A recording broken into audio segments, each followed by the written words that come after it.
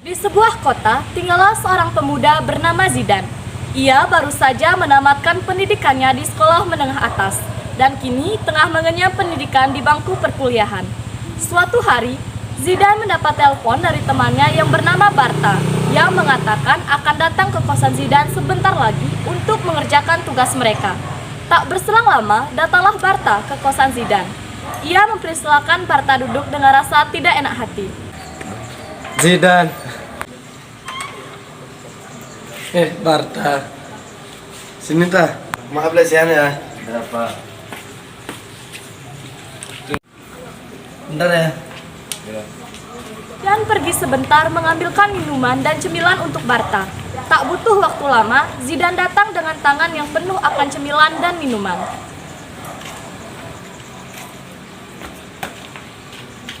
Ini minumannya tah. Makasih Dan.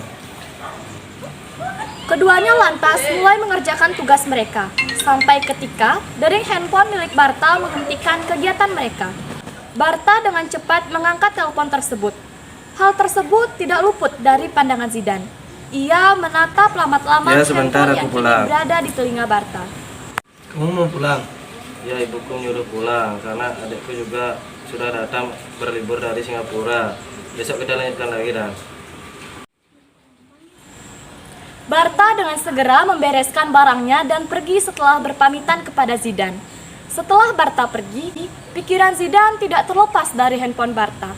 Rupanya handphone Barta adalah iPhone keluaran terbaru yang sangat incar oleh Zidan. Namun karena kendala uang, ia tidak dapat membeli handphone tersebut. Zidan merasa iri karena Barta sudah menggunakan iPhone terbaru yang ramai peminatnya. Sedangkan ia masih dengan handphone murah dan lama miliknya. Terbesit di pikiran Zidan untuk meminjam uang di bank. Maka tanpa pikir panjang, Zidan langsung pergi ke bank dengan tujuan meminjam uang. Silakan tanda tangan di sini, Kak.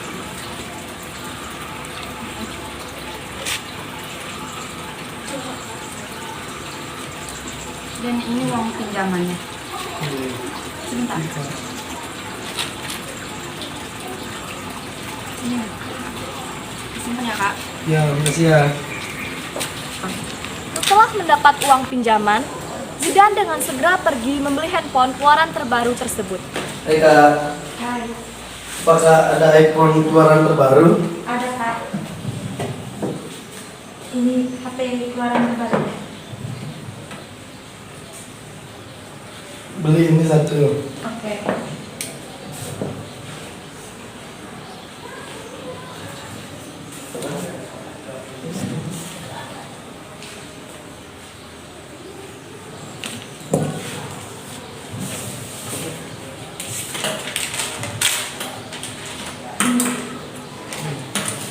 Ini uangnya. Makasih Kak. Ya. Di tengah perjalanan pulang setelah membeli handphone tersebut, Zidan melihat Aldi, yaitu teman tinggal di sebelah kosnya, yang berdiri di depan gerbang rumahnya. Zidan lantas menghampiri Aldi. Sedang apa di? Menunggu teman Dan. Kamu dari mana? Aku baru beli HP iPhone keluaran terbaru nih. Kamu punya tidak? Tidak, handphone lama aku masih bisa digunakan, jadi aku tidak membeli handphone baru. Bilang saja kamu tidak mampu untuk membelinya. Benar, kalaupun aku mempunyai uang lebih baik aku menggunakan untuk membeli sesuatu yang lebih bermanfaat daripada HP yang sudah pada dasarnya sudah aku miliki. Dan jika kau mempunyai uang lebih baik gunakan untuk membeli sesuatu yang lebih bermanfaat. Zidan hanya mendengus dan kemudian melenggang pergi ke kosannya dengan hati yang jengkel karena merasa diceramahi oleh Aldi. Beberapa waktu kemudian, debt collector datang ke kosan Zidan untuk menagih uang pinjaman karena telah menunggak membayar pinjaman sebanyak 3 kali. Permisi. Atas nama Zinedine Zidan, Ya, saya sendiri. saya di sini bertugas sebagai debt collector yang ingin menagih utang yang Anda pinjam beberapa waktu yang lalu dan belum Anda bayar. Maaf, saya belum bisa bayar.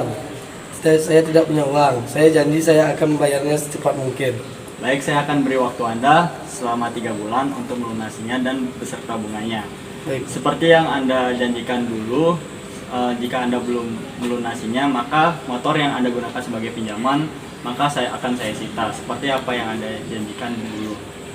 3 bulan kemudian, debt collector datang lagi Pak ke Zidan. kosan Zidan untuk menagih Zidan. uang pinjamannya.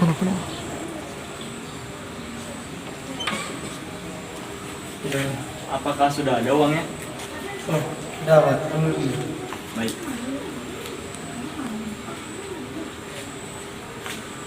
Ini uangnya, coba hitung dulu. Baik, akan saya hitung terlebih dahulu.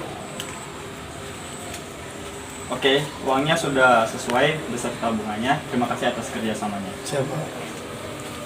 Debt collector dengan segera pergi dari kosan Zidan. Di sisi lain, adik Barta yang bernama Juni memiliki janji untuk bertemu di taman kota dengan teman-temannya untuk mengerjakan tugas sekolah mereka. Hai Juni. Hai Tas, sini duduk. Tak berselang lama, Yuli datang dan langsung duduk di samping Okta dan Juni.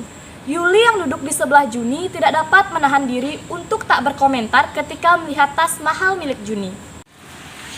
Wah, tas kamu bagus sekali. Ini tas Gucci, tentu saja bagus. Harganya saya sangat mahal. Kamu pikir cuma kamu saja yang punya, aku juga punya. Ini asli atau palsu? Tentu saja asli, mana mungkin aku mengoleksi produk palsu. Tetap saja tasku masih lebih bagus. Kemarin saja aku memposting foto tasku di sosial media, banyak like dan komentar yang mengatakan bahwa tasku sangat indah.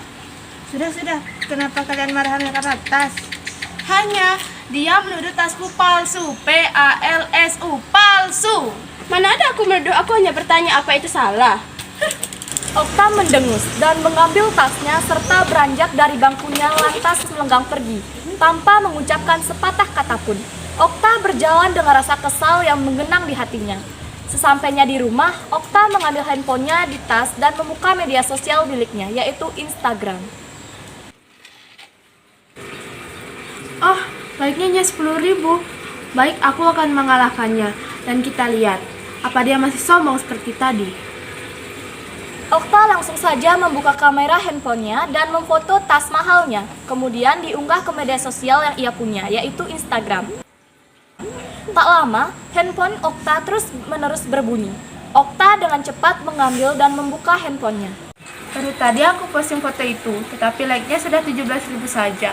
Komentarnya juga tidak sedikit. Baiklah, ayo coba lihat.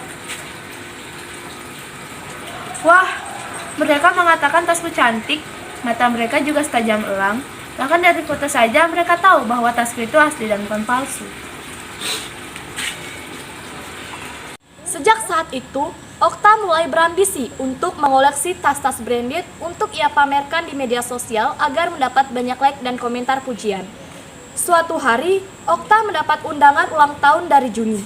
Okta langsung menyibukkan diri dengan handphonenya, menggulir-gulirkan layar handphone.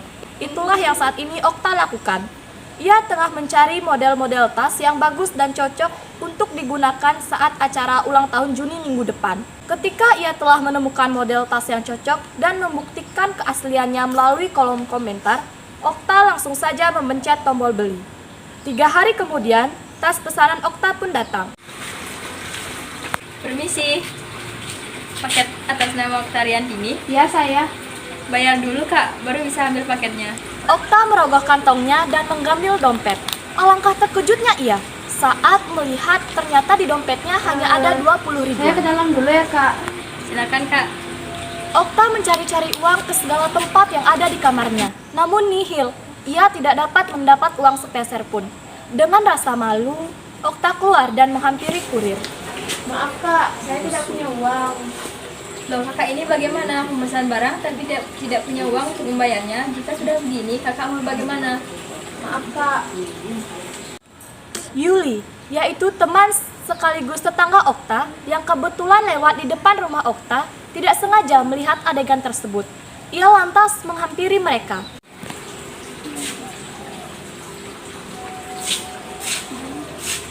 Maaf, ada apa nih, Kak? Begini kak, kakak ini memesan barang. Jika sudah barangnya datang, kakak ini bilang tidak punya uang untuk membayarnya. Berapa harga barangnya, Kak? 2 juta rupiah. Ah, begitu saja, Kak. Kakak tunggu di sini, uangnya sebentar saya ambil rumah saya. Tidak, Yuli, aku tidak mau merepotkanmu. Nggak apa-apa, kita kan sudah berteman lama. Apa salahnya aku membantumu? Yuli dengan segera berlari ke rumahnya dan mengambil uang tersebut. kemudian kembali ke rumah Okta. Ini Kak, silakan ditunggu. Terima kasih Kak. Untuk Kak Okta, jangan membeli barang ketika tidak punya uang untuk membayarnya. Baik Kak, makasih ya. Kurir itu lantas pergi dari rumah Okta, menyisakan Okta dan Yuli yang masih berdiri di depan pintu rumah Okta. Makasih ya Yuli, aku akan berusaha mengembalikan uangmu secepat mungkin. Ya, sama-sama. Okta baru menyadari bahwa selama ini dirinya terlalu boros dengan membeli tas-tas branded setiap minggu, hanya demi mendapatkan like dan komentar yang banyak di media sosial. Setelah hari ini, Okta berjanji pada dirinya sendiri untuk tidak lagi membeli tas baru sampai tas-tas yang telah dibelinya rusak. Ia juga ingin belajar hidup hemat.